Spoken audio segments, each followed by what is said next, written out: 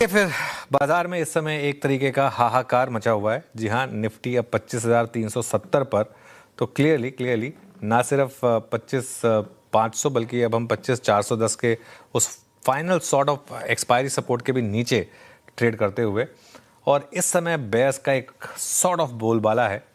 सुबह हम एक्सपेक्ट कर रहे थे कि 25,500 टूट ही जाएगा। ये एक लेवल दो बार अगर टेस्ट हो चुका है तो तीसरी बार, नॉर्मली कोई भी लेवल तीसरी बार टेस्ट होता है तो वो टूट जाता है, बस इंपॉर्टेंट लेवल, और वही हुआ, तीसरी बार टेस्ट हुआ और वो लेवल टूटा। बैंक निफ्टी हालांकि अभी भी बहुत ज़्यादा गिरावट के मूड में नहीं है अभी तक, कम से कम 59,567, हालांकि पिछले कुछ मिनटों में यहाँ भी गिरावट आई, लेकिन अभी भी हम 59,500 को छोटे मोटे लेवल से ही सही डिफेंड कर रहे हैं कम से कम अब तक। लेकिन असली दिक्कत है ब्रॉडर मार्केट, मिड कैप और स्मॉल कैप 2% की गिरावट। इनफैक्ट अब तो ये 2.5% बनने की तैयारी कर रहा है।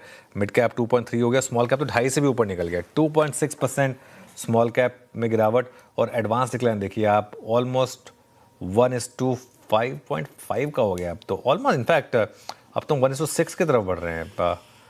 ये एक्चुअली हो गया ऑलमोस्ट 1:6 का एडवांस डिक्लाइन। इतना ख़राब एडवांस डिक्लाइन, इसका मतलब आज फिर से पोर्टफोलियो पेन में हो गया।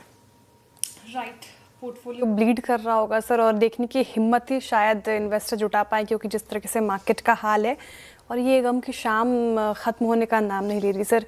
बड़ा सवाल ये कि कब खत्म होगा ये डोनाल्ड ट्रंप के टेन्योर के समाप्ति के साथ ही जिस तरीके से बाजार में रिएक्शन देखने को मिल रहा है। एक जियोपॉलिटिकली टेंशन है सर, जो मतलब सवाल अहम सबके जहन में ये कि आखिर गिर क्यों रहा है इतना। नहीं, देखिए, डोनाल्ड ट्रंप के टेन्योर खत्म होने में 3 साल बाकी है। 3 साल की अगर बेयर मार्केट हुई तो फिर वीरू और मुझे किसी आश्रम में जाना पड़ेगा और कुछ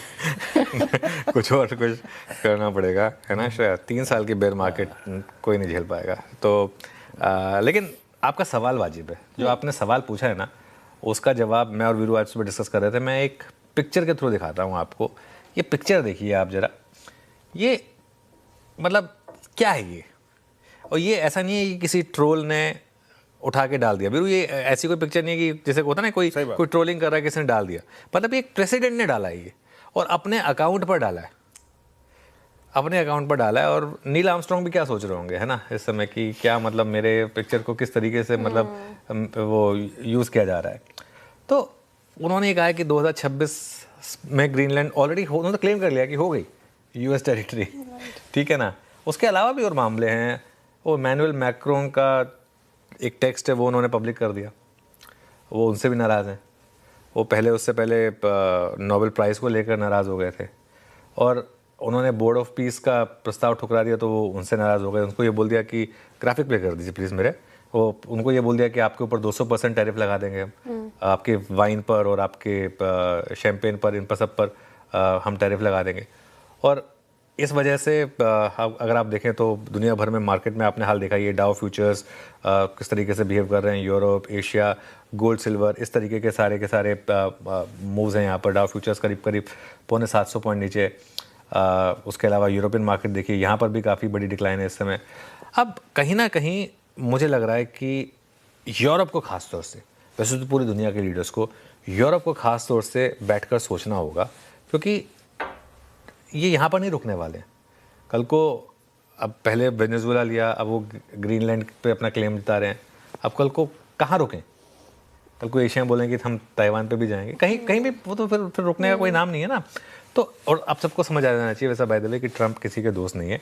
लेकिन सवाल ये कि क्या हमारे मार्केट सिर्फ इसलिए गिरे? उसका जवाब है कि नो, ये एक फैक्टर है, लेकिन हमारी मार्केट के गिरने के अपने कारण है। ये एक बड़ा फैक्टर है जिससे पूरा ग्लोबल मार्केट का सेंटीमेंट खराब हुआ है। डाउ फ्यूचर 700 पॉइंट नीचे है, और उस वजह से ऑब्वियसली एक मार्केट का मूड खराब है। लेकिन हमारे अर्निंग्स के रिएक्शन देखिए आप, गिनती के 1 या 2 पॉजिटिव रिएक्शन आते हैं, बाकी सब नेगेटिव रिएक्शन है। अब आज के नंबर्स का रिएक्शन देखिए आप, LTI, माइंट्री, हेवल्स और ओबेरॉय, तीन आज एक्सीडेंट हो गए। तीनों को दिखा दीजिए एक बार। LTI माइंट्री करीब 7% नीचे है, ओबेरॉय रियल्टी करीब आई थिंक 9% नीचे है, और हेवल्स आई थिंक करीब 7% नीचे है। इनमें से सिर्फ ओबेरॉय के नंबर खराब थे, बाकी दोनों के नंबर ठीक ठाक थे। वाव भले ही ना हो, लेकिन बाकी दोनों के नंबर तो ठीक ठाक थे। उसके बावजूद इस तरीके से गिर गए। तो खैर जो भी है, मार्केट तो ख़राब है। देखिए निफ्टी पर जहाँ तक अप्रोच है, 25,100 तक गिरने का एक रिस्क है। 25,100 भी क्या है, कोई ऐसा मतलब बहुत सैक्रोसैंक्ट नहीं है, लेकिन वो 200 डे मूविंग एवरेज है, वहाँ तक का क्लस्टर अब ओपन हुआ है। दिक्कत क्या आ गई मार्केट में, अब पैसा बन रहा है शॉर्ट करके, सिर्फ शॉर्ट करके पैसा बन रहा है। और आज भी मार्केट ने एक अपटिक दी बस पहली टिक में, उसके बाद से लगातार नेगेटिव टिक, कोई भी रिकवरी नहीं टिक रही है। देखिए इस मार्केट में बहुत जल्दी प्रीएम्प्ट मत करिए। 25,400 पे ले लीजिए, 25,500 पे ले लीजिए, 25,600 पे ले लीजिए, इन सब से काम होगा नहीं। ये लेवल बेस्ड मार्केट है ही नहीं, ये मार्केट सेंटीमेंट बेस्ड है। इसमें जब तक सेंटीमेंट सुधर जाए, आप भले 26,200 पे ले लें, उसके बाद ही पैसा बनेगा। सेंटीमेंट खराब हो तो आप 24,800 पे ले लें, तभी मार्केट में पैसा नहीं बनेगा। सारा गेम इवेंचुअली सेंटीमेंट का है। बैंक निफ्टी में 59,500 सबसे क्रूशियल लेवल है, ये अगर टूटा तो यहाँ पर बड़ी गिरावट आ सकती है।